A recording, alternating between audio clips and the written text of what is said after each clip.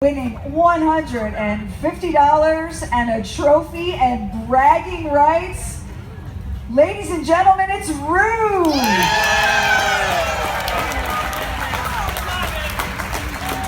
Oh, look at that trophy. Well done, Rue. Okay.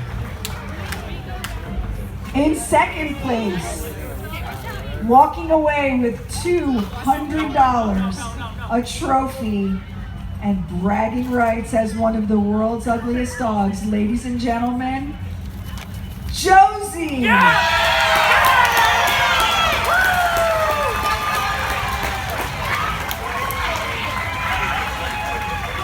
And making America great again as he runs for president, the world's ugliest dog 2016, SweePee Rambo!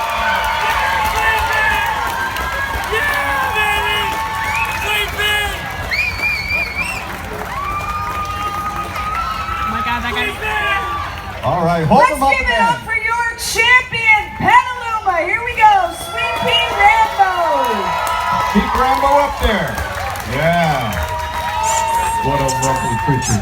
This is dedicated to true friends of mine, Harry, the Fat Pig, and Shauna Duvall. Rest in peace.